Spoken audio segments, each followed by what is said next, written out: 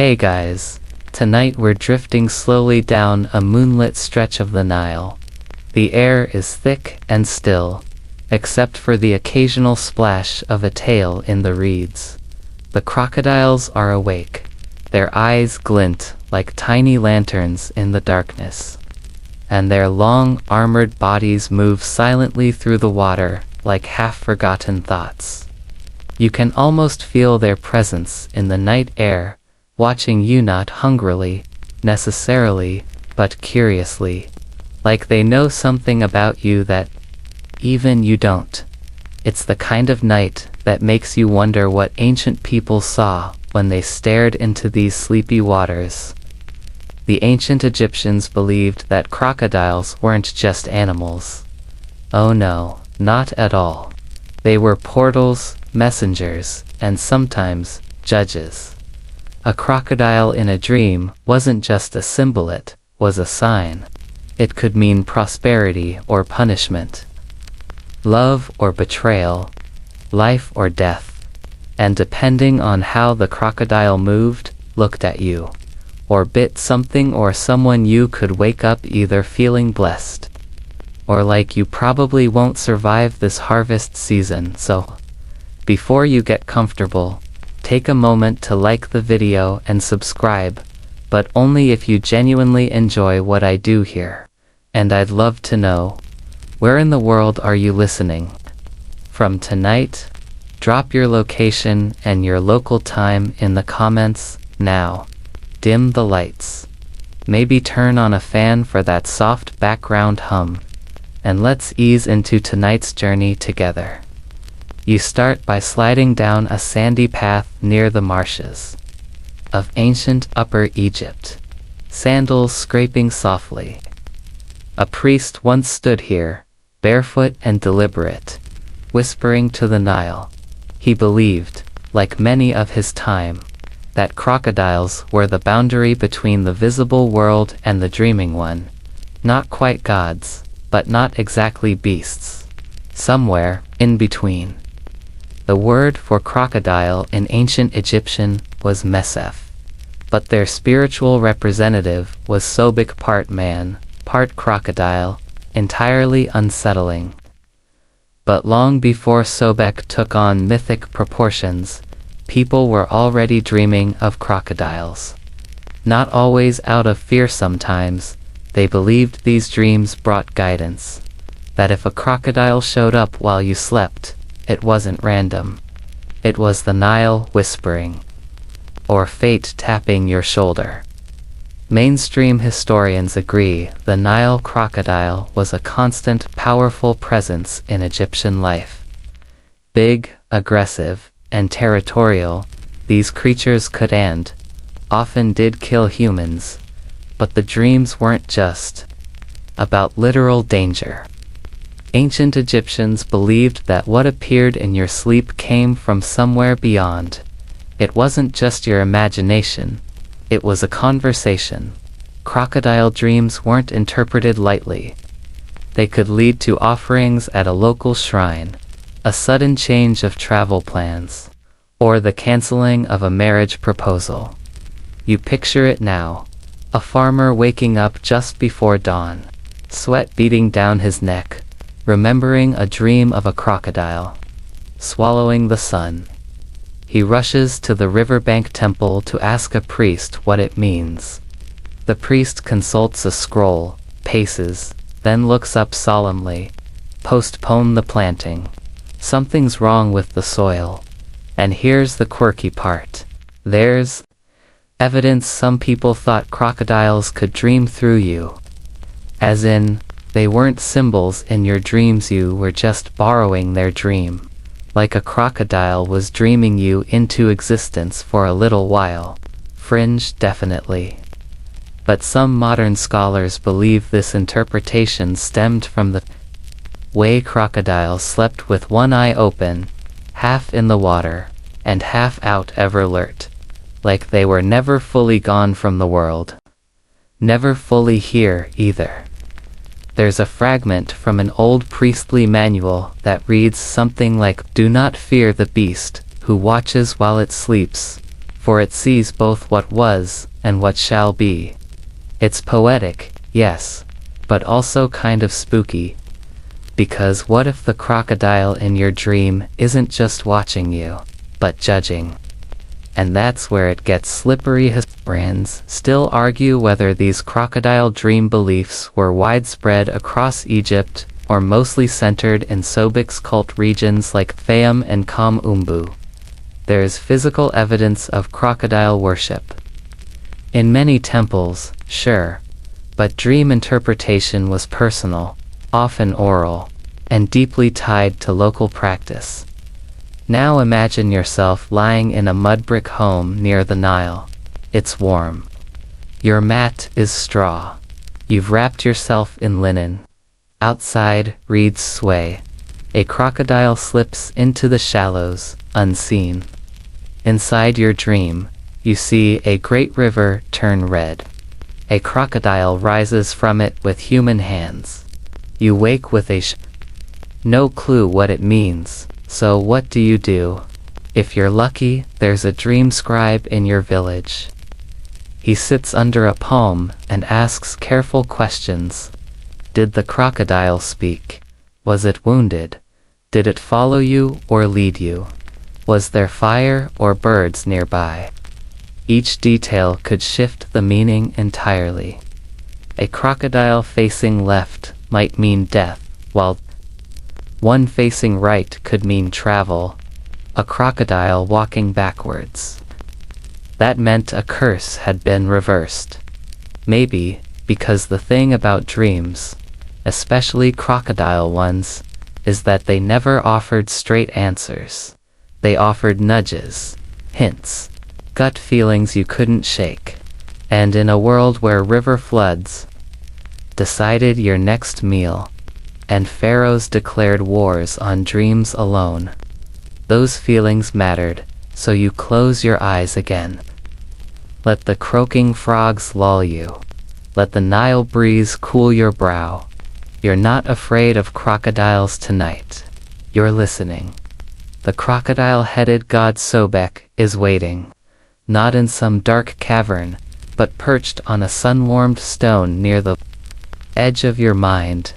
You know him immediately, not because of some grand divine glow, but because he smells faintly of papyrus smoke and river mud. His eyes are alert, amber like twilight on water, and his mouth doesn't move when he speaks. Sobek, they believed, didn't need to shout to be heard. He simply appeared and the message arrived. In ancient Egypt, Sobek was no minor deity. He was a force, a creator and destroyer, wrapped in scales. People prayed to him for fertility, strength in battle, and protection during river crossings. But when the sun went down, Sobek ruled something quieter. Dreams. Not always peaceful ones. Sometimes confusing. Sometimes disturbing. But always purposeful. It's a strange mix, isn't it? You've got this terrifying animal known for dragging people into the Nile, and yet he's the one you'd pray to for safe childbirth. That's the duality the Egyptians loved. Crocodiles represented raw, natural chaos but also divine order. Sobek was both. And in sleep, that contradiction made perfect sense. When you dreamed of crocodiles, you weren't dreaming about Sobek, you were dreaming through him, or so they believed. His energy seeped into your unconscious, especially if you lived near one of his sacred lakes, like those in the Fayum oasis. Priests would say that water itself remembered Sobek's footsteps, and if you slept beside it, your mind would drift into his domain.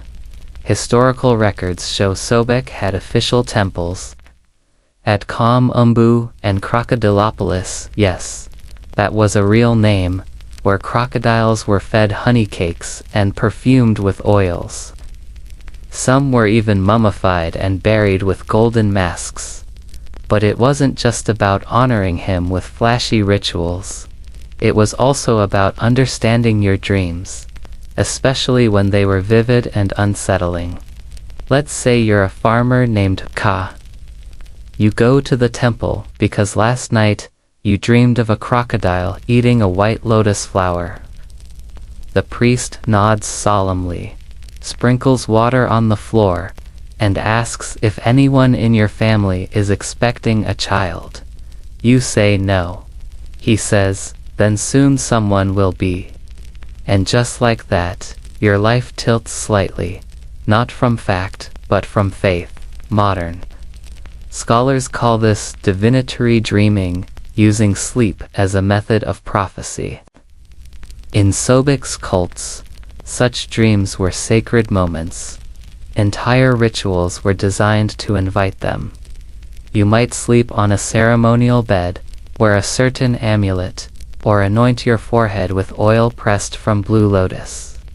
Sobek might visitor, he might not. But if a crocodile appeared, you were expected to act on it. There's even an old temple inscription describing Sobek as he who breathes inside dreams, with breath that feels like mist.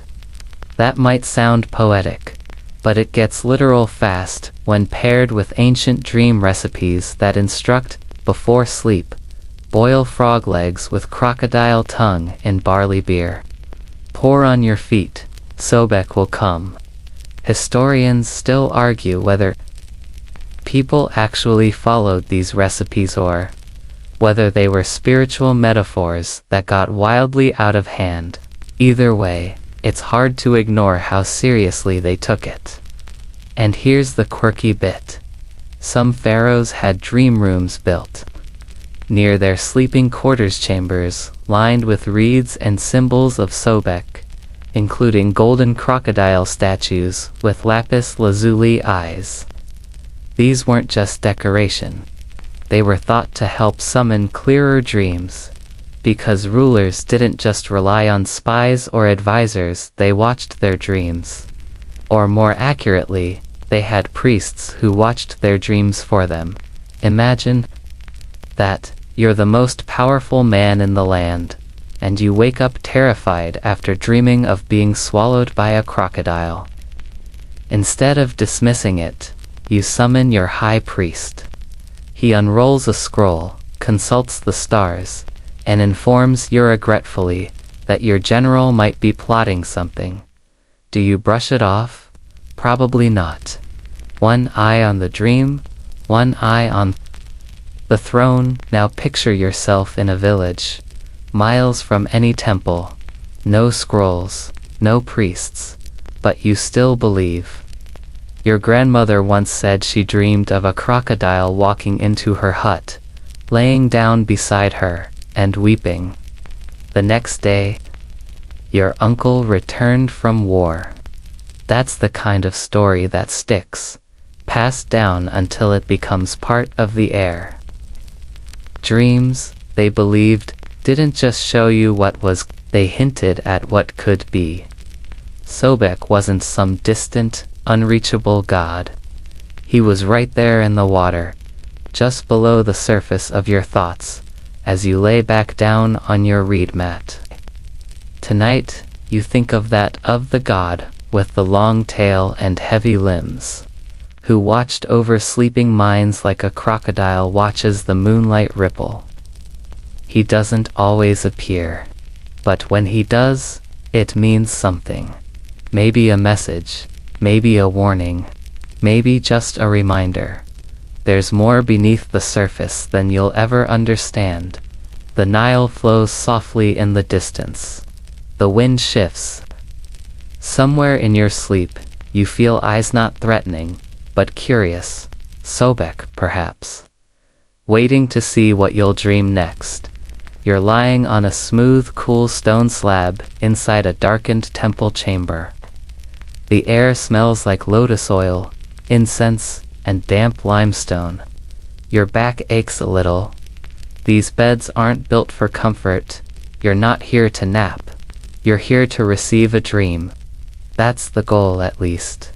Because in this space, dreams aren't accidents. their appointments. In ancient Egypt, this practice was known as dream incubation, and it was most famously used in sacred spaces like the temples of Sobek, Thoth, and Serapis.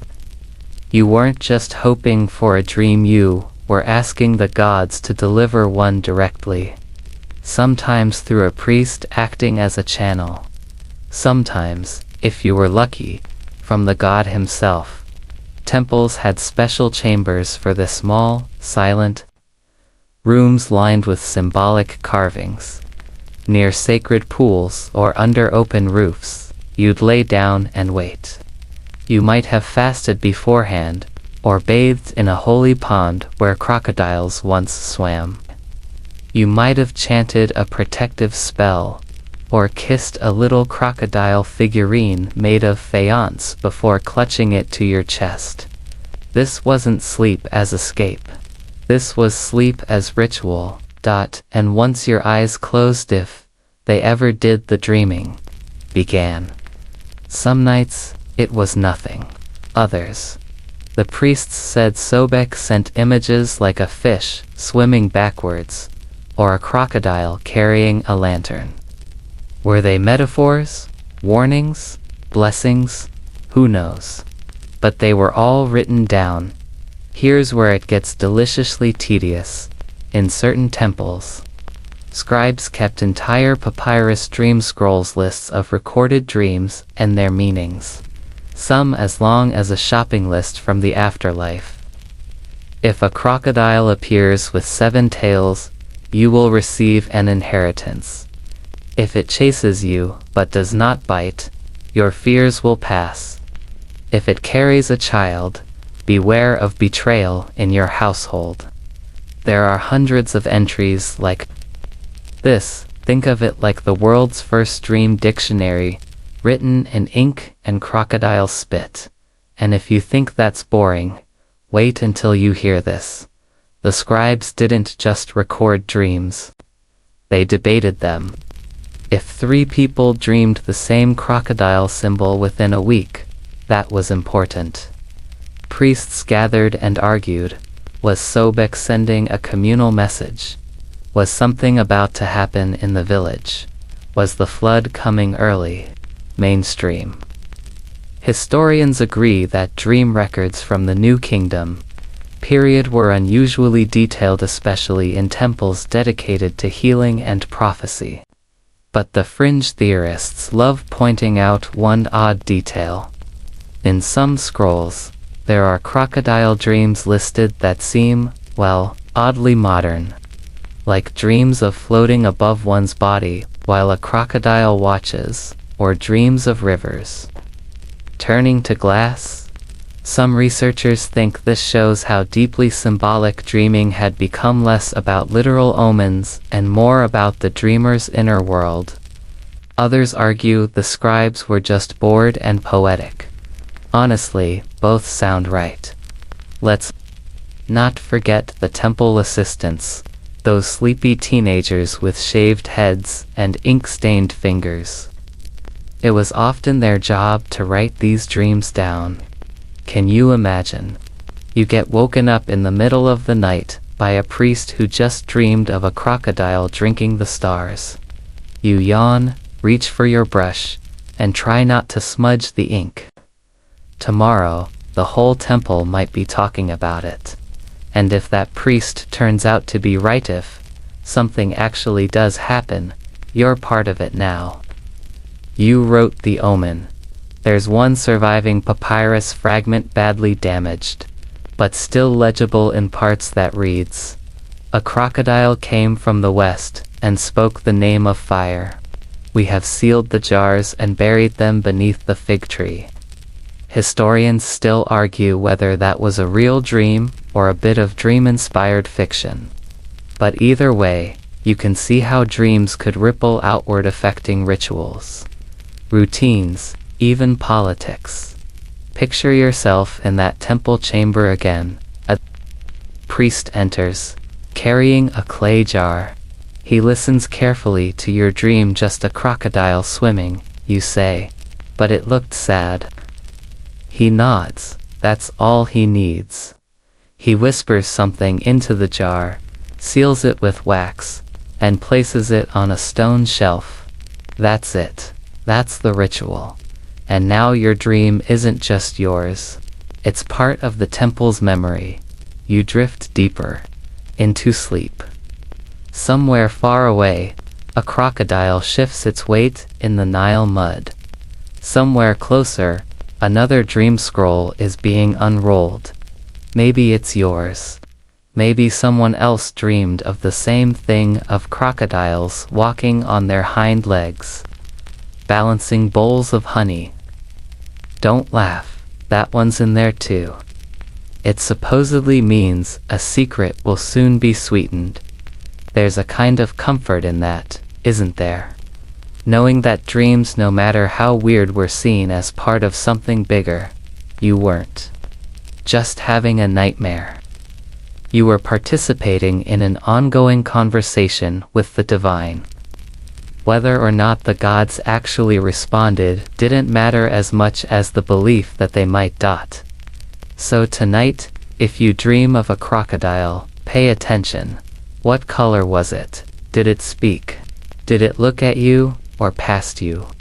Because someone, thousands of years ago, dreamed the same thing and wrote it down on a scroll you'll never see, in a temple long buried by sand. You stir on your linen mat, a little colder now. The wind from the Nile has picked up, brushing through palm fronds and rippling the water just enough to make it feel like someone's moving beneath the surface. You close your eyes again, trying to hold on to the fragments of your last dream. Was the crocodile chasing you, or warning you? In ancient Egypt, a nightmare wasn't just an inconvenience, it was a telegram from the beyond, especially if it involved a crocodile. These creatures weren't random symbols of fear, they were messengers.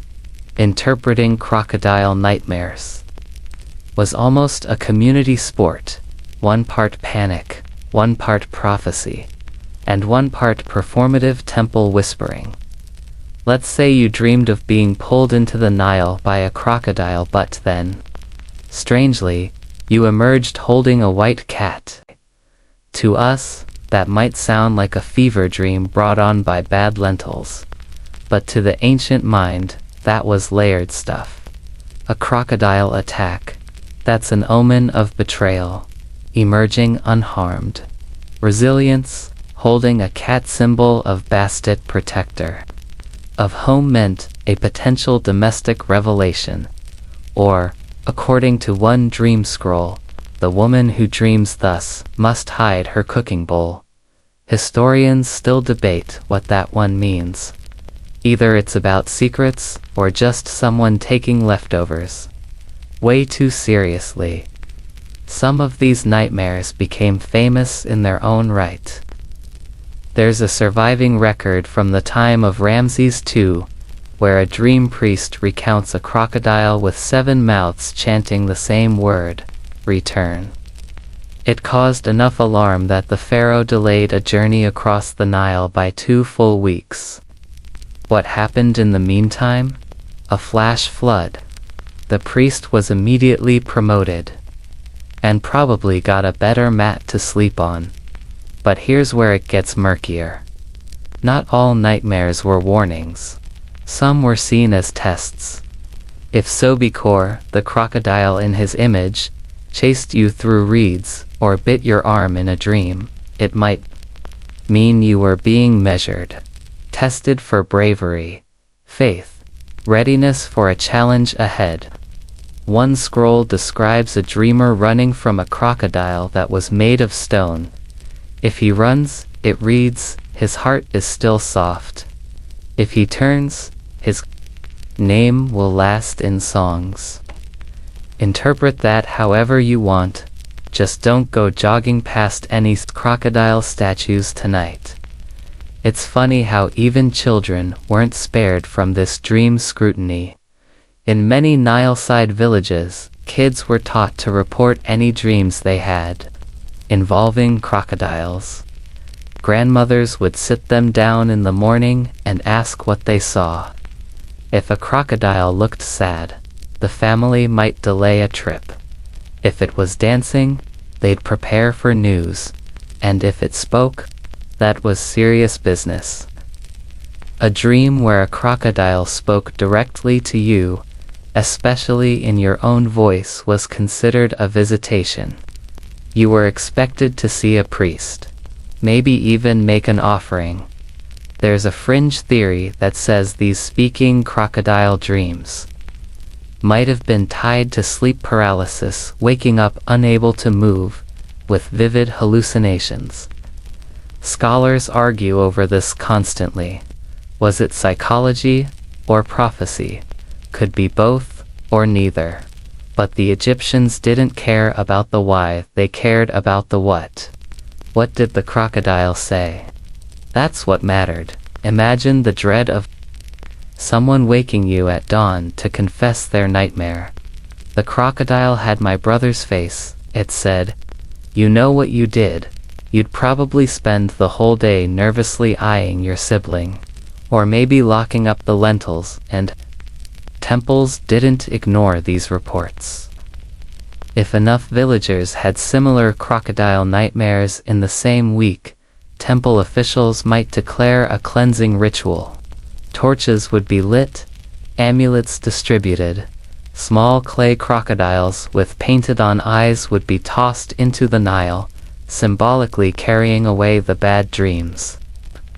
Some even wore tiny crocodile teeth around their necks after a nightmare, not for protection from real crocodiles, but from the ones inside dreams. It's a little like wearing garlic to bed, so a vampire in your dream doesn't bite. Doesn't make scientific sense, but it feels safer. It's also worth noting how hieroglyphs treated dream crocodiles differently from waking ones. In tomb inscriptions, a crocodile often symbolized the unknown, both sacred and dangerous.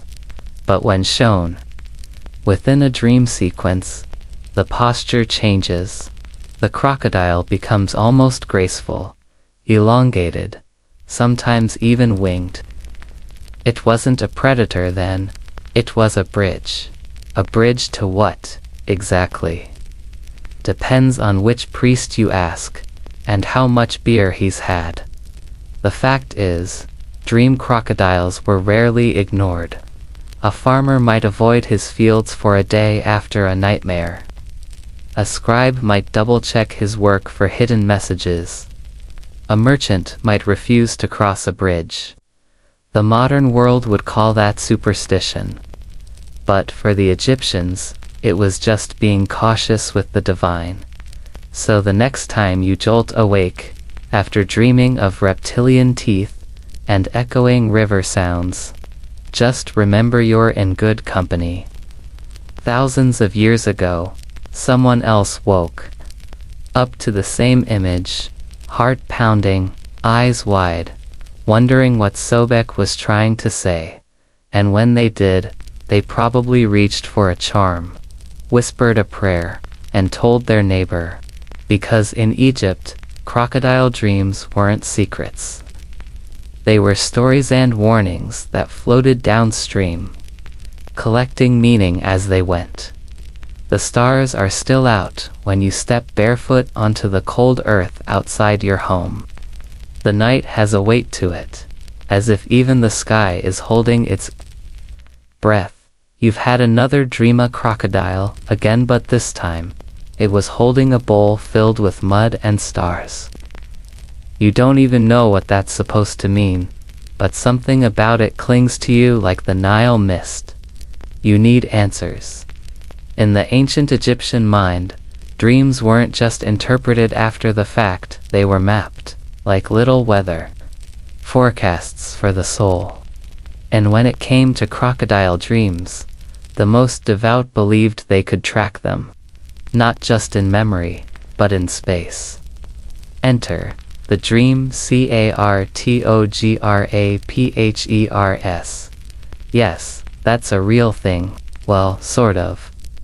Temple scribes and seers often kept what modern historians call dream maps, not literal road maps, but ritual diagrams that charted which kinds of dreams occurred at which phases of the Nile's flood cycle, and under which stars. Crocodile dreams were particularly seasonal. When the river swelled in the inundation months, people reported more dreams of crocodiles walking upright or swimming in the sky. During the dry months, they dreamed of crocodiles turning to stone or vanishing into sand. Coincidence? Maybe. But not to them. There are fragments of these dream maps etched into stone blocks near the temple at Medinet Habu. Circles of stars, crescent rivers, and Yestini crocodiles arranged like constellations.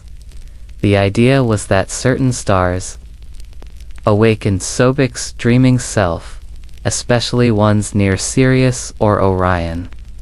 Some believed that if a certain constellation was rising, and you dreamed of a crocodile that night, it meant Sobek had shown you part of the future. But just a part. Others thought dreams followed the current literally, that the Nile carried not just water, but visions. If you slept near one bend in the river, you might dream of a crocodile offering gold. Sleep downstream a week later, and you might dream that same gold being swallowed. It was like one long, unrolling prophecy, delivered in pieces. You just had to sleep in the right places, at the right times, under the right stars. No pressure. Fringe scholars adore this stuff. Some argue that ancient priests may have used mud readings, yes mud, to interpret these dream sequences. After a dream was reported, they'd stir a bowl of Nile mud, sprinkle in powdered crocodile bone or lotus root, and wait for shapes to form. If a tiny ridge looked like a tooth, it meant conflict. A ripple that looked like a tail, a journey. It sounds far-fetched, sure, but consider that we still read tea leaves and horoscopes. Same yearning, different tools. But mainstream Egyptologists are more cautious. They agree the star-based dream tracking was real, but the mud scrying, still debated. Could have been metaphor, or the result of someone misreading temple graffiti after a long nap. Either way, the Egyptians believed dreams had structure. They weren't random, they were patterns. And crocodiles were one of the most watched symbols of all. You crouch now beside a shallow stream, scooping up a handful of warm silt. You think of those old dream maps and wonder, what if your dream isn't just yours? What if someone upriver had it too? What if it's not a message for you, but a warning through you? Back in the villages, old women sometimes drew their own dream wheels, charcoal circles on broken pottery, with symbols scratched around the rim. A fish, a boat, a crocodile, a cracked bowl. They'd spin the pottery shard on a flat stone, and wherever it stopped, that symbol was activated. Think of it as DIY prophecy. Was it accurate? Well, it made you feel like you were doing something, which is often all anyone really wants after a bad dream. Temple priests took things even further. In some locations, crocodile dreams weren't just tracked, they were compiled. Dreamers would be asked to describe not just the crocodile, but the setting. Was the river wide or narrow? Were there birds nearby? Was the crocodile calm or enraged? The priests would log it all and, if patterns emerged, issue guidance for the entire town. Beware travel, they might say. Prepare for guests. Hide your figs. That one's real. One priest claimed 3 crocodile dreams predicted. A local fig thief. Historians are still skeptical. One of the most fascinating dream maps, partially preserved in Theban tomb texts, shows crocodiles swimming across lunar phases, each moon shape paired with different meanings. A crocodile under a full moon meant clarity, under a crescent moon, treachery. If it had no moon above it, that meant the dream was being blocked and you'd need a ritual bath to clear the obstruction tonight. You wonder what phase the moon is in. You glance upward, but the sky has begun to blur into gray, stars hiding behind soft clouds. A breeze carries the scent of lotus and something else, something faintly earthy, like disturbed mud. You imagine Sobek stirring the waters of sleep. Your dreams drifting toward their next shape. Will the crocodile return? Will it look at you again? You stretch, nestle deeper into your blanket of reeds, and close your eyes. Somewhere, a priest is marking a scroll. Somewhere else, a woman stirs her mud bowl. Crocodiles glide silently through both worlds, eyes open, watching, always watching. The fire has gone out. Only the faint crackle of a cooling clay lamp remains. You shift slightly in your sleep, sensing that something is close, not in the room, exactly, but beneath it. Moving slowly, watching through the cracks in the stone floor of your dream. A crocodile, maybe. Or a memory pretending to be one, and just like that, you remember what your grandmother once told you. Never sleep without something sacred beneath your head, because some dreams don't come from you. They arrive through you. And when it came to crocodile dreams, the ancients weren't taking any chances. That's why some Egyptians, especially in more rural areas, slept with crocodile parts under or near their pillows. Yes, you heard that right. Literal crocodile teeth, scales, or even bones, all tucked lovingly beneath a headrest or hidden inside a woven pouch beneath the bed mat. Let's pause there for a second, because imagine trying to explain that to your modern-day therapist. You say you're anxious because your ex moved on, and also, there's a reptile tooth under your pillow. But back then, it made sense. If crocodiles were conduits to divine messages, then keeping part of one nearby helped tune the signal. You weren't trying to avoid the dream, you were trying to refine it. Make it clearer, sharper, safer, or at least easier to interpret the next morning. Mainstream historians have found actual burial remains and votive offerings that support this. Small bundles with crocodile teeth tied in linen, discovered in sleeping quarters near temple districts. Some even included a written spell. May Sobek guide the dream and not devour the dreamer. That's the spiritual version of sleeping with one eye open, but it didn't stop with teeth. In Upper Egypt, among the fringes of the Nile's reach, there's evidence people kept crocodile dung dried and powdered inside little reed boxes by their beds. The logic: some thought it warded off false dreams sent by angry spirits. Others believed that Sobek's digestive power could purify the dream before it reached the sleeper. Gross, definitely, but also kind of practical. You wouldn't leave your front door unlocked. So why leave your dream door wide open? Fringe scholars have gone even deeper. Some claim that dreamers would occasionally grind crocodile bones into a powder, mix it with blue lotus tea, and sip it before bed, not just to summon crocodile dreams, but to enter them more fully. Like lucid dreaming with scales. Whether this was real or rumor, we don't know. Historians still argue whether those recipes were ceremonial or metaphorical. Either way, the ingredients alone suggest someone was drinking Etand hoping for clarity, One fragment from a 19th dynasty papyrus offers a little window into the thinking. It reads, "Sleep upon the tooth, but not the tail. The tooth brings sight, the tail brings storm." No explanation, just a warning.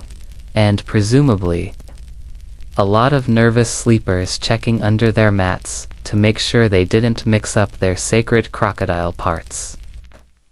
Even those who didn't sleep with physical crocodile charms often wore amulets during the day to affect what dreams would come at night.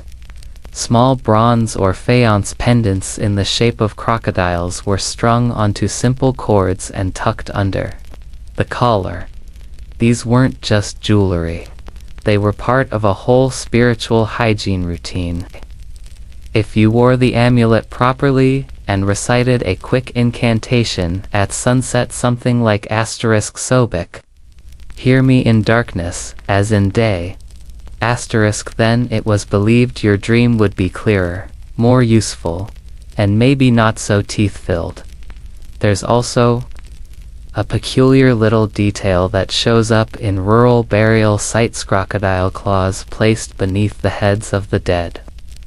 Some archaeologists think this was meant to guide the soul in its final sleep.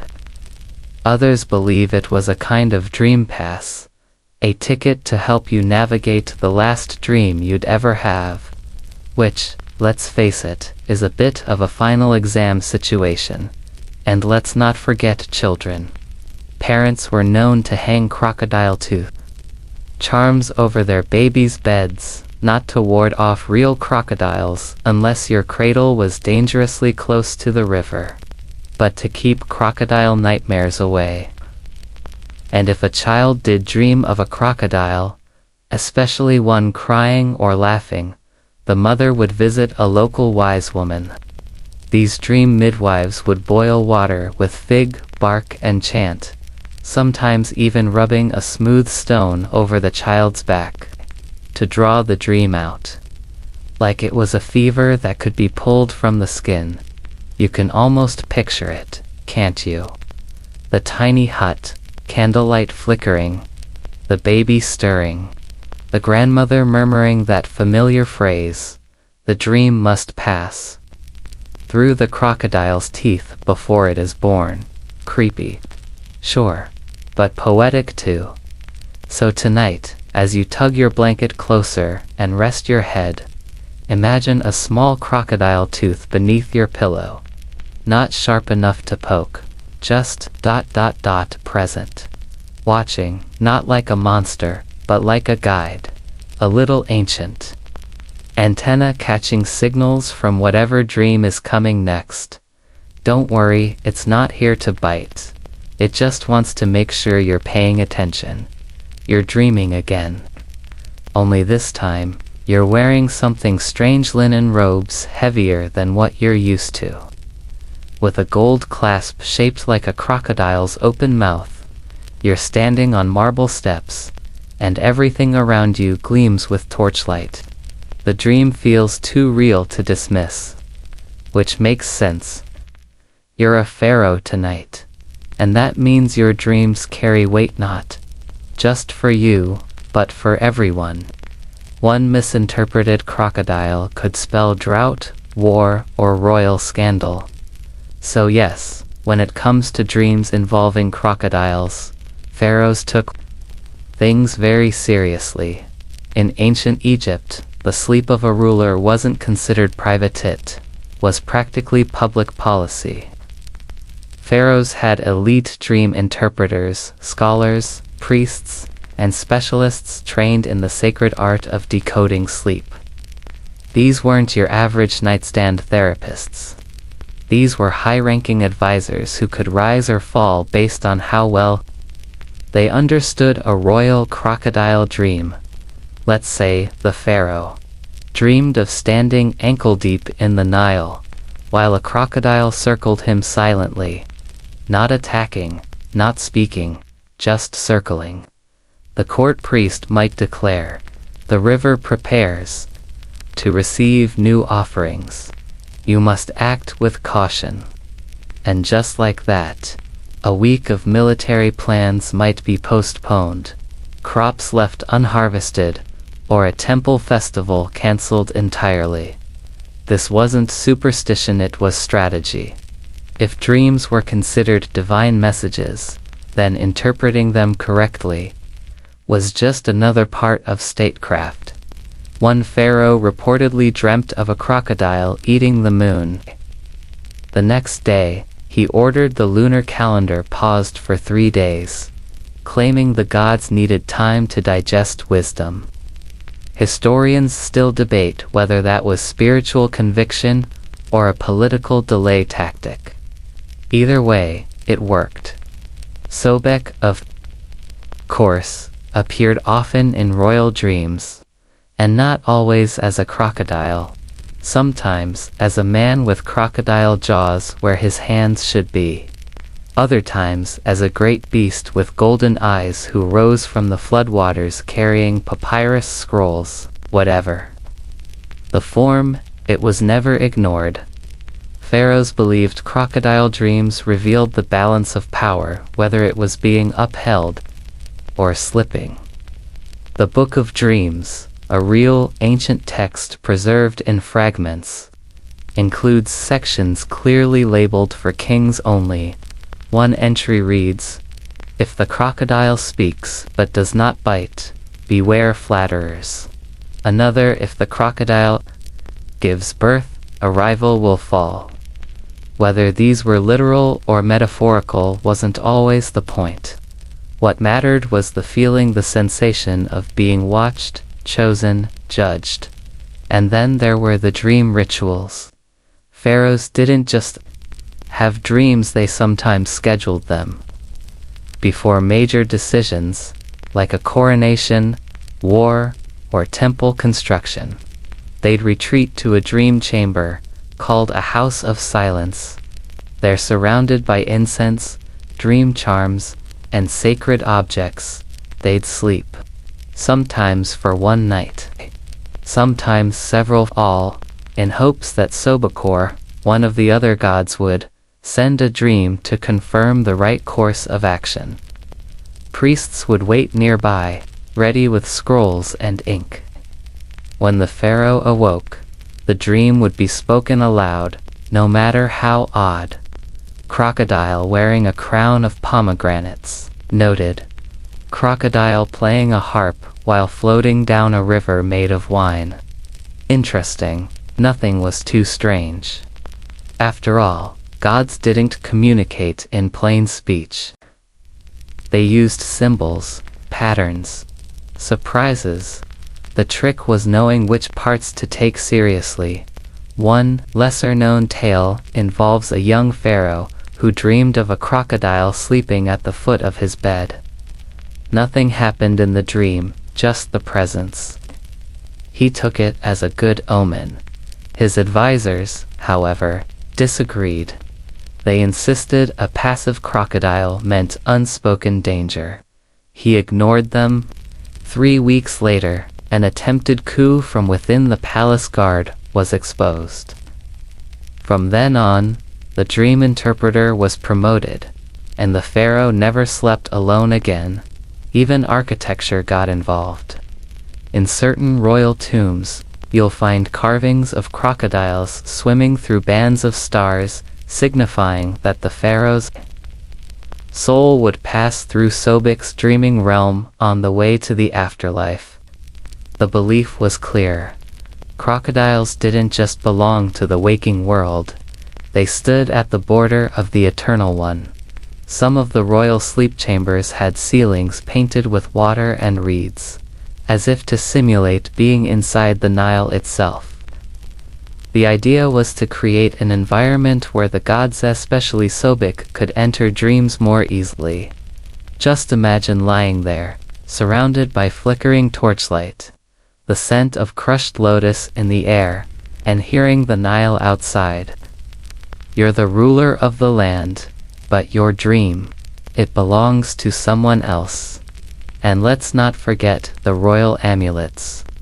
Pharaohs were often buried with crocodile-shaped charms, not just for protection in the afterlife, but to guide their final dreams, which they believed would be long and prophetic. There are tomb inscriptions describing these final dream journeys as days without end beneath the dreaming Nile. Poetic, chilling, unforgettable. You're no pharaoh, of course, but tonight you sleep like one, listening for ripples beneath your rest, watching, as Sobek might, from the corner of your eye. If a crocodile appears again, you'll know what to do. You won't panic. You'll listen. It's just before dawn, and somewhere in your dream reeds rustle and water laps softly against stone. You're lying beside a pond, the surface so still. It looks like polished obsidian. Then, without a sound, a shape glides into view. A crocodile.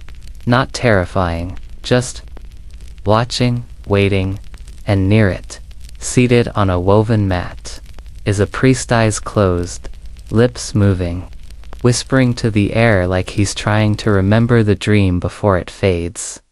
Welcome to the world of the crocodile cult priests, the quiet sentinels of Sobek's dreaming realm.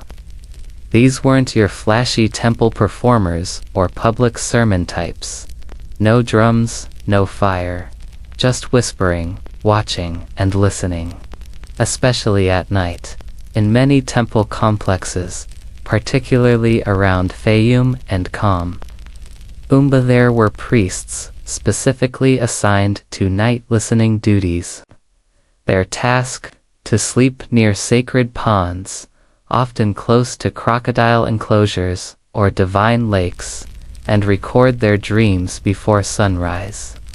They believed Sobek would send prophetic fragments in the twilight hours, sometimes about the state of the river, sometimes about a particular worshipper, and occasionally about the entire kingdom. They didn't sleep on beds either. Many slept on woven mats with a thin line of lotus petals scattered around them. The scent was said to make the soul more buoyant, able to travel further into the dream world, and when they woke, whether naturally or with a start, whispered their dream fragments into small clay jars. Yes, clay jars. These were then sealed with wax and placed on shelves labeled by moon phase. Sobek, they believed, didn't just send messages. He sent timed messages. Some jars have been discovered in temple ruins, though most have long since cracked or disintegrated. Still, archaeologists found enough to suggest the system was organized. Color-coded wax, short hieroglyphic labels, even tally marks for dreams considered urgent. Think of it as a divine voicemail system. If your god is a crocodile with a flair for subtlety, and don't assume this was a fringe practice. Mainstream Egyptologists confirm that dream jars were catalogued regularly in temple inventories. Some were even opened months later during specific rituals. If the dream inside mentioned the flooding water biting the tree, and 3 weeks later the Nile devoured a granary, well, that was proof. Sobek had warned them, even if they didn't know it at the time. Of course, not every priest had the same skill. Some were known for dreaming vivid crocodile scenes regularly. Others admitted their minds stayed quiet. Those who never dreamed, often reassigned to midday duties, no judgment, just a different connection. But if you did dream, and if crocodiles appeared more than once, you earned a special rank, the eye of the water. It was whispered with respect, and a bit of fear. What kind of dreams did these priests have? The records say many were brief, symbolic flashes. A crocodile climbing a tree. A crocodile turning into a reed boat. One weeping tears that turned into birds. Some were more elaborate. One priest wrote of a dream where Sobek handed him a jar filled with sand and said, "Plant this in a place with no shadow." That vague instruction led to a week-long search, and eventually, the founding of a minor shrine in a particularly sunny courtyard. Whether anything grew there is lost to time, but the jar, it was buried beneath the altar. And then there's the odd, lovely custom of morning dream recitations. At sunrise, select dreamers were allowed to share their jars with the temple scribes.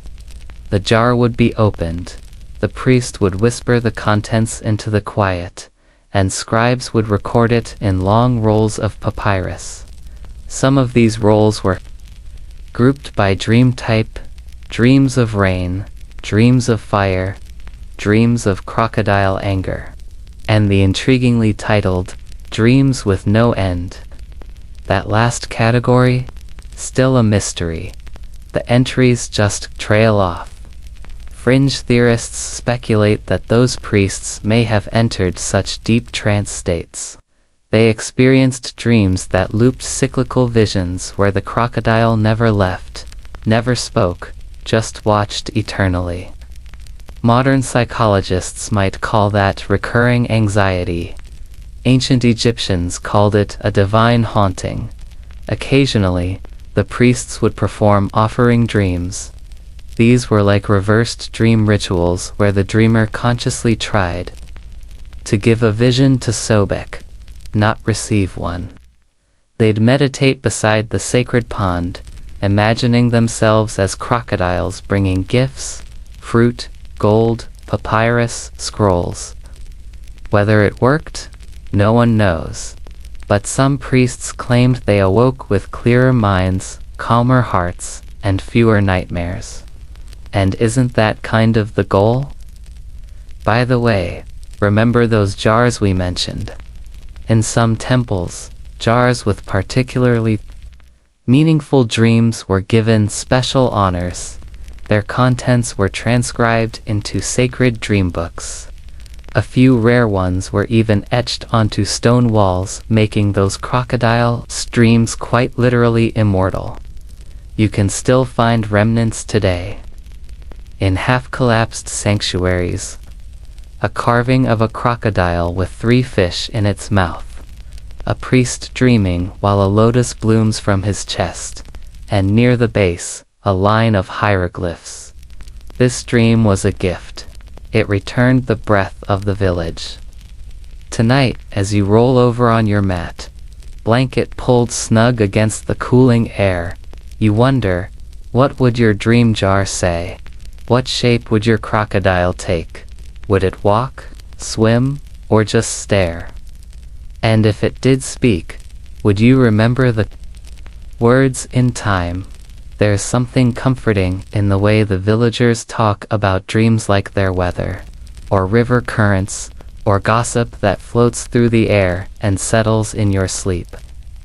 You're in a small sun-baked village now, where every doorway is draped with woven reed curtains, and every child knows at least one tale of a crocodile that whispers in the night. Here, among cracked pots and slow-cooked lentils, crocodile dreams aren't just sacred, they're social currency. People trade stories in the shade like sweets. My cousin's dream had a golden crocodile that danced on its tail. That must mean a wedding's coming. Or, the one-eyed crocodile visited me again last night. Better not lie to your neighbors this week. Dream logic is rarely linear, but it's always serious. Children's bedtime stories, in particular, are saturated with crocodiles. But these aren't your average moral lessons about behaving or finishing your chores. These tales are half lullaby, half warning, designed to scare just enough that the lesson sticks without ruining your chances of sleep. There's the story of the boy who lied about stealing dates and was chased by a crocodile through his dreams, until he finally confessed and returned the stolen fruit only to find the crocodile asleep at his feet. nodding off beside a basket of dates. Or the girl who refused to help her mother grind grain and dreamt of a crocodile gnawing at her sandals until she finally offered her hands. And the beast smiled with a mouth full of stars. These weren't written down. They were passed on, embroidered slightly each time, like quilted warnings stitched together from superstition, local events, and wide-eyed imagination. A child might say, "I saw a crocodile in my dream, wore my brother's clothes," and the entire family would go quiet. For a moment, wondering what Sobek was trying to say. Even lullabies held their teeth. One common nighttime chant began, "Crocodile, crocodile, sleep in the sand. Take my lies with your heavy hand. Leave me dreams that float and smile, not the kind that bite and rile." It's kind of catchy. But imagine hearing that at age 6 while trying to drift off in a house that creaks when it cools. You'd behave, wouldn't you? In many villages, dreams were shared each morning like weather reports. Families would sit together with their breakfast, some flatbread, maybe a pomegranate or two, and take turns recounting what they'd seen. If someone had dreamt of a crocodile in a garden, it might mean peace was coming. A crocodile in a cave, hidden danger, a crocodile dancing, new life. It was believed that children were more receptive to divine messages, since their minds hadn't been clogged by gold or taxes, yet that's an actual phrase used in one scroll. So a child's dream was treated with special weighted if it involved crocodiles, and if 3 children in the village dreamt of crocodiles on the same night, that was grounds for a ritual. Immediately, in fact, entire dream gatherings would be held. The village elder or priest would sit on a carved stool, and one by one, children would step forward and share what they saw. Then came the analysis. Did the crocodiles speak? Were they in the water or on land? Were they alone or in groups? Every detail mattered. There's a curious record in the calm Umbu region of a traveling dreamteller who went from village to village, collecting these stories, especially children's. He kept a bundle of painted wood tablets tied at his waist, each one with a different symbol, a tail, an eye, a mouth with no teeth. He'd press the child's palm to the symbol that matched the dream and murmur a verse from memory. Whether he was a real priest or just a well-dressed fabulist remains up for debate. But children followed him, and parents offered bread to keep him talking. Even games reflected these dream beliefs. In one common children's game, a leader would pretend to be a sleeping crocodile, while the others crept forward chanting, "Crocodile, are you dreaming? What will you show us?" When the leader shouted a dream sign like fig or fire, everyone had to act out what that dream meant, or risk being bitten. It was like charades meets prophecy. Of course, there were adults who never outgrew their fear of crocodile dreams. They'd avoid sleeping near open water, or leave a small offering near the hearth, a fishbone, a splash of beer to appease Sobek before closing their eyes. Some even scratched tiny crocodile shapes into the underside of their sandals, so their feet walked with the beast's blessing. No one said it aloud, but everyone knew. A dream unspoken could turn into a burden, or worse, a warning you failed to hear. It's easy to scoff at this now, lying here with your blanket tucked up to your chin, the hum of the fan, or maybe the breeze from your window, replacing the Nile winds. But think about it. Haven't you ever woken from a dream that lingered all day, that clung to the back of your mind like a shadow? Something in you still listens. still wonders. Maybe crocodile dreams were never about fear. Maybe they were a languid one written in scales and shadows, where truth hides in riddles, and children are the most fluent speakers. So next time a child tells you they dreamed of a crocodile with feathers, or one that danced on a roof, don't correct them, just nod. Listen, they might be onto something.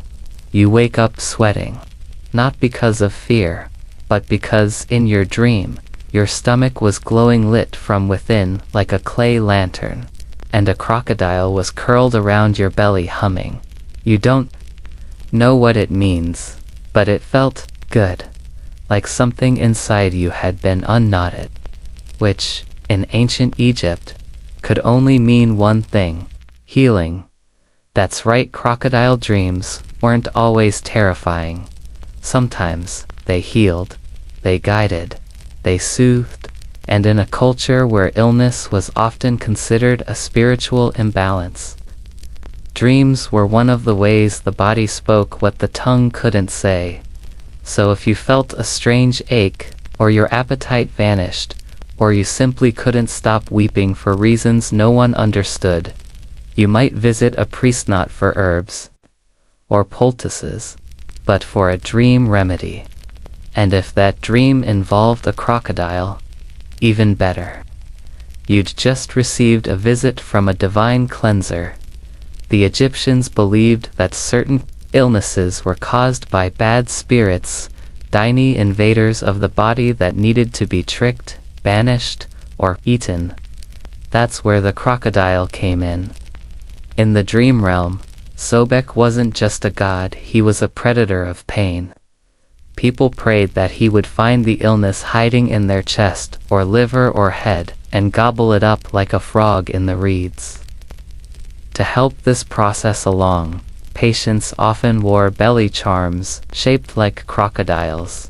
Small clay or bronze amulets pressed against the navel, sometimes tied on with threads soaked in blue lotus oil. The logic: if Sobek knew where the illness lived, he'd know where to strike. And if he visited your dream and curled around your stomach, that was a sign he had found the problem. One ancient healing spell reads, "Come Sobek, eater of shadows. Find what clings, devour it. Leave me cool and clear." The word shadows here refers to unseen sicknesses, things that don't show up on the skin but gnaw at you from within.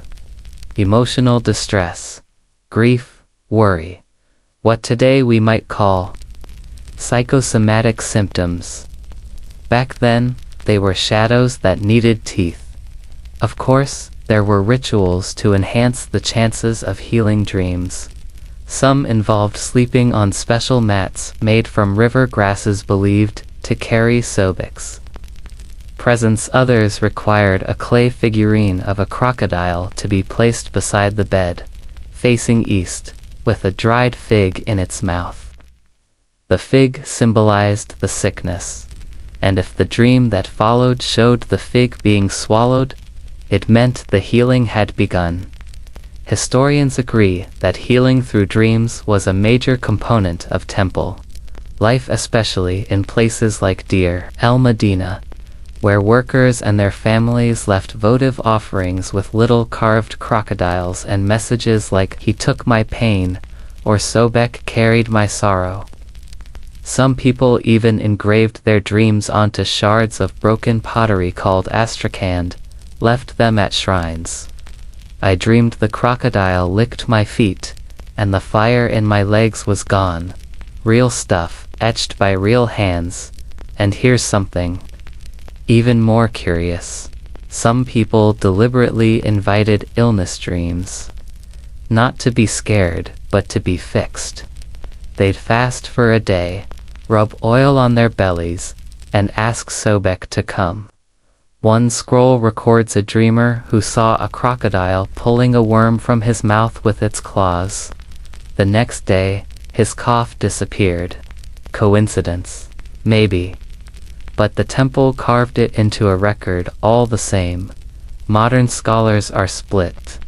Some believe these dreams were therapeutic placebo healing through belief.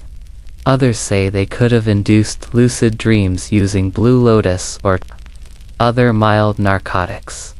Historians still argue whether the physical belly charms were more symbolic than medicinal.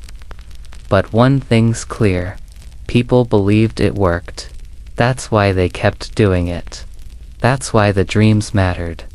And let's not skip over the more fringe methods. There's one bizarre but oddly charming account of a man who dreamed that a crocodile sang to his stomach an off-key lullaby that made his belly cramp briefly in sleep, and then, relief, he supposedly awoke laughing and completely cured of the rot in the gut, as he called it. Was it the dream? Was it digestion? Or just the power of a little divine serenade? Even more unusual were the crocodile decoys used by certain healers. They'd make mini crocodiles out of beeswax, press them into the patient's palm before bed, and whisper the illness into the figure's ear. The belief was that Sobek, seeing the decoy and hearing the name of the illness, would know what to target in the dream. These figures were often melted the next morning, symbolizing the disease being erased. Children had their own versions, too. If a child was sick and dreamt of a crocodile offering a fish, or carrying the child on its back, that was considered a healing sign. Parents would prepare a little dish of honey and leave it near a stream as thanks. Not to the crocodile itself, but to the dream of it. Tonight, if your belly aches or your heart feels heavy, maybe you don't need medicine. Maybe like them, you just need to invite Sobek. Place your hands on your belly. Close your eyes. And if in the dark of your dream you feel a warm weight pressing there, humming softly, don't be afraid. He's not here to hurt you. He's here to take something away. The wind shifts, and a ripple moves across the surface of your dream. You're back on the banks of the Nile now, only it's not a riverbank you recognize. It's smaller, more intimate, lit only by the moon and the flickering glow of floating candles. They bobbed gently on the water, balanced atop tiny clay floating shrines, each one carrying a dream. This was no hallucination. In the quiet hours after dark, some Egyptians would step down into the reeds and release these night boats into the river. No sails, no ropes. Just a smooth, painted figurine, often a crocodile or the god Sobek himself, perched inside a little vessel made from papyrus stalks or lightweight clay. And beneath the figure, tucked into a small compartment or carved into the hull, a dream. These were called dream offerings. And they weren't just acts of devotion, they were messages, hopes, apologies, requests, sent not across land, but across water, carried by the slow current and watched over by crocodiles gliding in silence just below the surface. Some offerings asked for healing, others for clarity, some even for forgiveness. Historians believe that these boats were released during certain festivals, especially around the full moon, or after particularly troubling dreams. If you saw something in your sleep that disturbed you, a crocodile with a bleeding mouth, or one that turned its back and vanished, it was thought to be a message left unresolved, so rather than simply worry, you sent a reply. Some floating shrines had inscriptions scratched into the bottom. "Tell me again what you meant," or "I did not understand. I am still listening." Others had offerings placed inside beads, petals, bits of honeycomb. One boat discovered near Fayum had a single fishbone wrapped in linen with a note that read, "The crocodile took my brother's voice. I give it back to the water." And that's the quirky part. These weren't sacrifices to crocodiles. They were conversations. The Nile was a living thing, and the crocodiles were its eyes. By sending your dream back out to the water, you were essentially saying, I heard you. Now hear me. Even people who lived far from the temples participated in this ritual. A farmer might carve a tiny shrine using leftover wood from a fence post.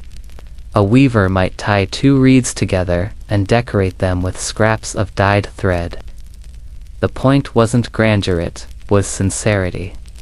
A bad dream demanded a response, and the river was the messenger. There were temple rituals built around this idea too.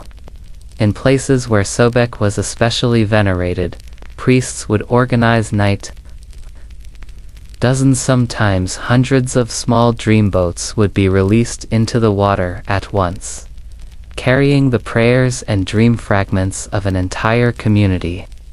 Observers said it looked like stars floating backward down the Nile.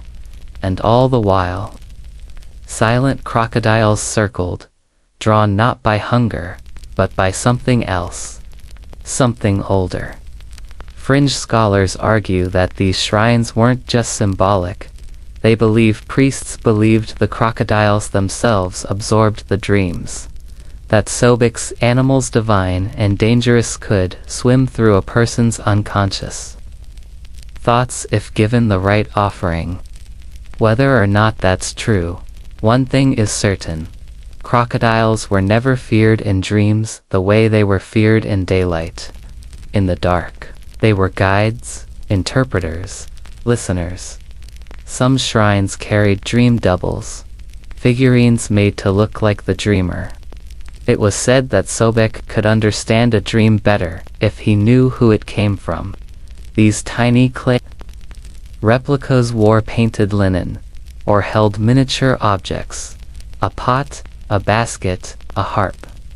One shrine included a figurine holding a tiny crook and flail, the royal symbols, suggesting even nobles sent their dreams into the water when words failed. And then there were the silent boats, the ones with no markings, no carvings, no inscriptions. Just an empty shell and a figurine of a crocodile sitting still, watching. These were believed to carry unspoken dreams, the ones that were too painful, too confusing, or too dangerous to describe. Maybe a woman who feared her unborn child would not survive. Maybe a man who suspected his neighbor of plotting against him. Maybe someone whose dreams showed their own death. For those dreams, silence was the offering. The hope was that Sobek would read between the ripples. At sunrise, people would often walk back to the river and stand quietly, watching for signs. If a shrine was gone, it was said Sobek had accepted it. If it had washed back ashore, it meant the message was misunderstood, rejected. In those cases, another would be made, and the dreamer might try again the next night. And sometimes, the crocodile came, not in sleep, not in spirit, but for real. It would rise out of the water, massive and slow, glide past the shrines without touching them, and vanish again into the current.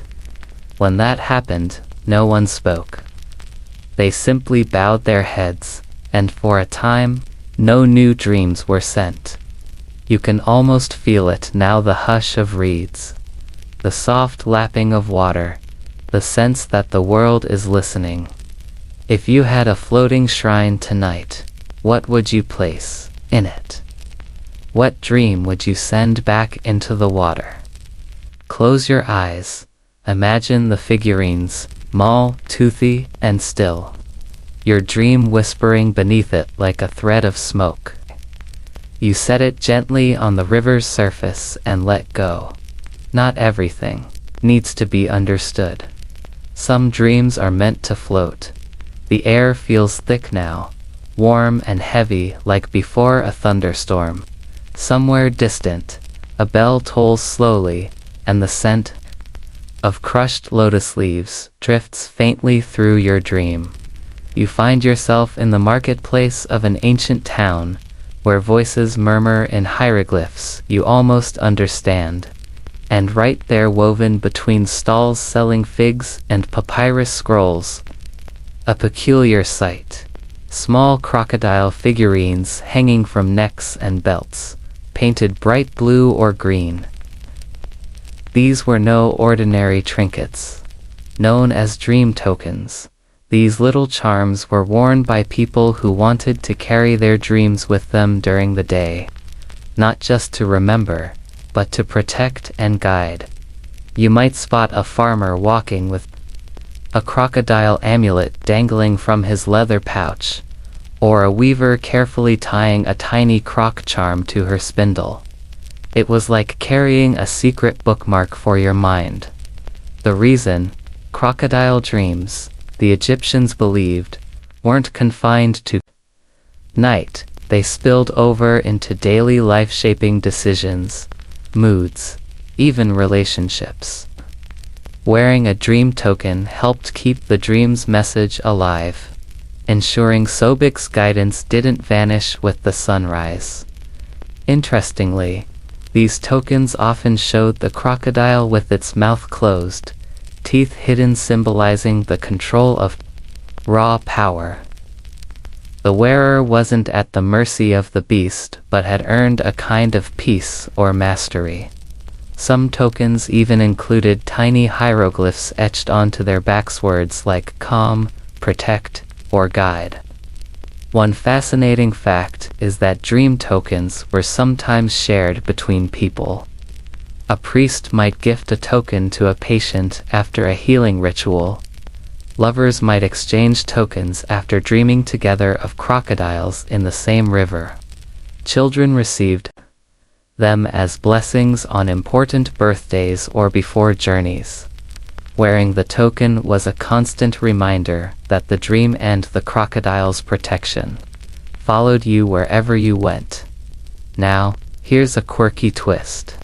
In some villages, people believed that if you dreamed of losing your crocodile token, it meant you'd soon lose your way. So, naturally, tokens were treated like treasures. Some were sewn inside clothing, others hidden beneath head wraps. And yes, there are records of whole families guarding their tokens fiercely, as if their very souls depended on them, which, to be fair, might not be far from the truth. Scholars still argue whether dream tokens were widespread or limited to certain regions and classes. Some think the practice was mainly among temple circles and elite families. Others suggest even common folk wore them, but their tokens were simple and rarely preserved. Either way, it's clear they played a role beyond mere superstition. There are also tales of tokens changing shape over time. A crocodile token might begin smooth and simple, but after several dreams, develop cracks or chips, each one marking a significant vision or event. Dreamers sometimes polished or repainted their tokens to renew their connection. A kind of ancient dream maintenance. One extraordinary story from a temple scribe tells of a token that was passed down for generations, its crocodile form worn nearly flat but still charged with protective power. The family believed it contained the spirit of an ancestor who once dreamed of Sobek's realm and returned with wisdom that saved them from famine. Wearing a crocodile token was also thought to influence your waking moods. If the dream was positive, you'd wake calm, confident, even charismatic. If the dream was troubling, the token might feel heavy or prickly, a reminder to tread carefully through your day. Imagine going through your daily life with a tiny crocodile charm glowing softly against your skin, whispering to you in moments of doubt or hesitation. That's the kind of spiritual thread that wove dreams and reality together in ancient Egypt tonight. As you settle into bed, imagine slipping a smooth crocodile token into your hand. Feel its weight. Hear its quiet breathing. It doesn't roar or snap. It waits. It watches. It guides. And maybe, just maybe, it will carry your dreams safely through the coming night. The night deepens, and your breathing slows. You find yourself drifting into a vast desert plain, where the moonlight glints off endless grains of sand, and somewhere, the distant roar of the Nile mingles with the faint hiss of wind. In this quiet dreamscape, the crocodile isn't just a creature, it's a symbol, a bridge between worlds. Throughout ancient Egypt, crocodiles carried complex meanings beyond the physical. They embodied creation, destruction, fertility, and chaos, all wrapped in one scaly package. When they appeared in dreams, they weren't merely animals. They were archetypes, reflecting the inner struggles and triumphs of the dreamer. Take fertility. For example, some communities believed a crocodile appearing in a dream signified the potential for new life. It might be a woman dreaming of a crocodile laying eggs, or a man dreaming of a crocodile swimming upstream. These images weren't literal but symbolic. The dream conveyed hope, growth, and transformation. There's a delicate balance here, though. The crocodile's dual nature, its capacity to nurture and to devour, meant that dreams often carried warnings alongside blessings. If the dream crocodile showed sharp teeth or glared fiercely, it could indicate danger or conflict in fertility matters or family relationships. Interpreters had to listen carefully to subtle signs, the setting, the crocodile's behavior, the colors around it. An intriguing mainstream fact is that some Egyptian fertility rituals involved the crocodile explicitly. Women praying to Sobek would wear crocodile-shaped beads and perform dances mimicking the beast's movements. These were believed to invoke the god's protection and ensure healthy births. And it's easy to see how such rituals would be deeply connected to the dreams of those involved. Fringe theories suggest that dreams featuring crocodiles could even be connected to shifts in water levels and agricultural cycles. Since the Nile's flooding was vital for crops, a crocodile's behavior in a dream might have been interpreted as a sign of coming abundance or disaster. Historians still argue whether these interpretations influenced actual farming decisions, or were merely metaphorical. There's also a fascinating myth about a crocodile goddess named Renanutet, the divine guardian of nourishment and harvest. She was sometimes depicted as a woman with a crocodile's head, and her presence in dreams was considered auspicious for fertility and prosperity. When dreamers saw her, it was said they were receiving direct blessings for the land and family. Imagine a dream where the crocodile transforms into a radiant woman, cradling a basket of ripened grain. The image lingers, leaving the dreamer with a sense of peace and possibility. These weren't just stories, they were part of the fabric that linked the community's survival to the sacred. At the same time, the crocodile represented chaos and destruction, especially in myths about the god Seth and the battle between order and disorder.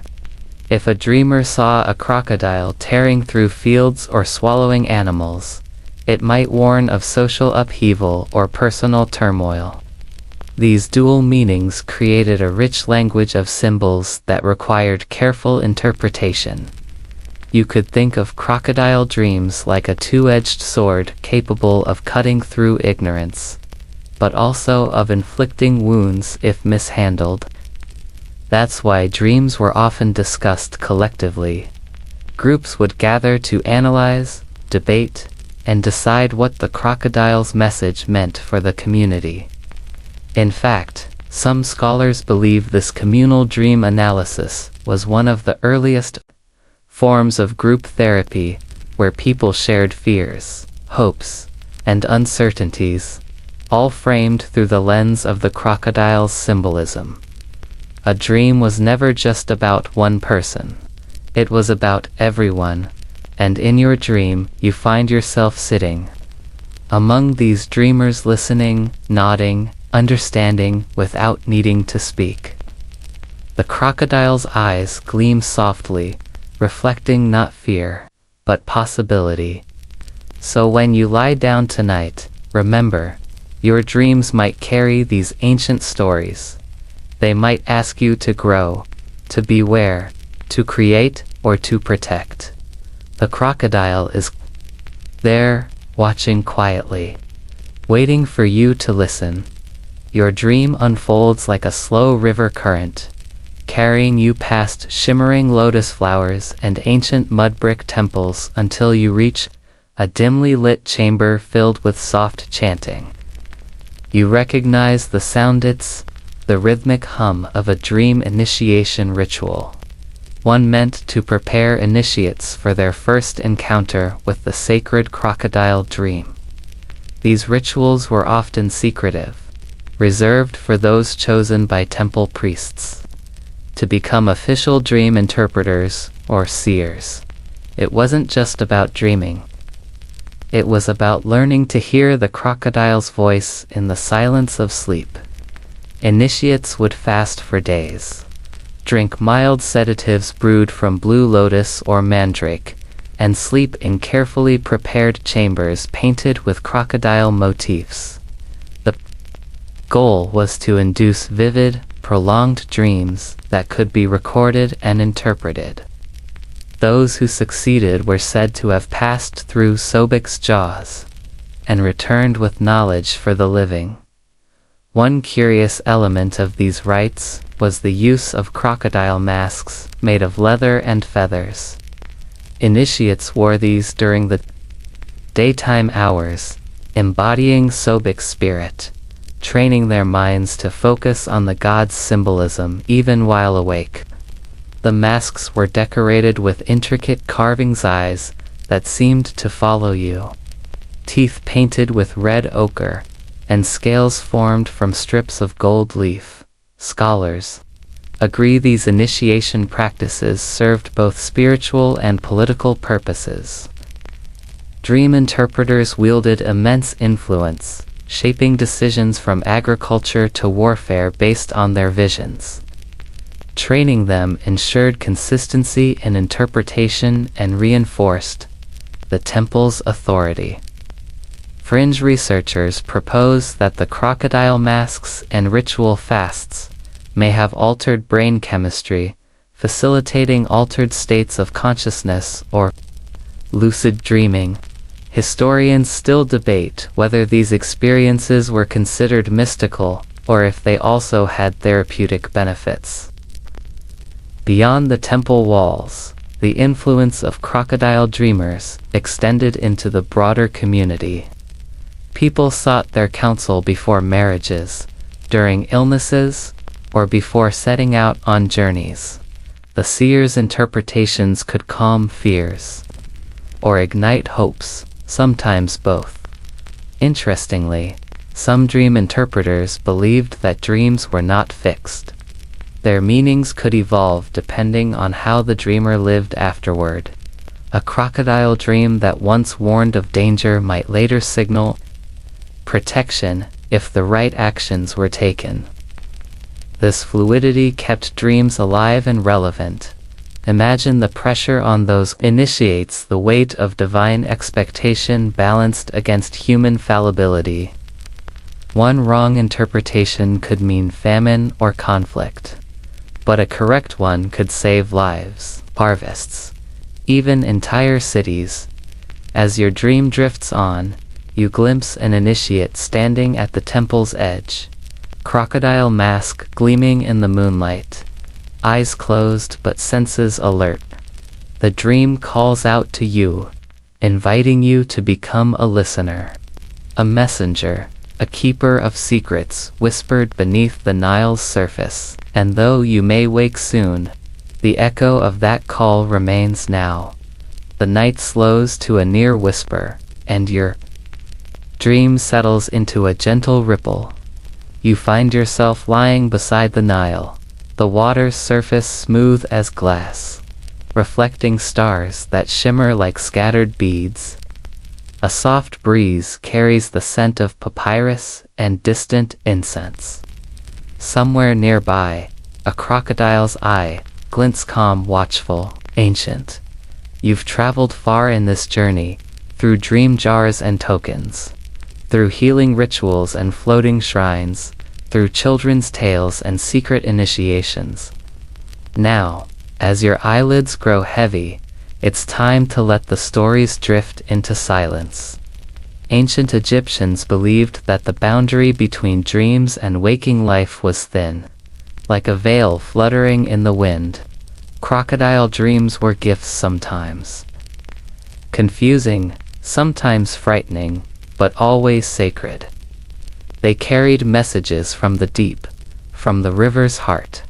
From Sobek's mysterious Rhone particularly, vivid account describes an initiate who dreamed of a crocodile offering a golden key. Upon waking, the initiate interpreted this as a sign to open a previously sealed chamber within the temple, revealing ancient scrolls lost to time. Whether this story is myth or history remains uncertain, but it shows how intertwined crocodile dreams and sacred knowledge were. Ealm. Remember how the priests listened by the water, catching whispered fragments?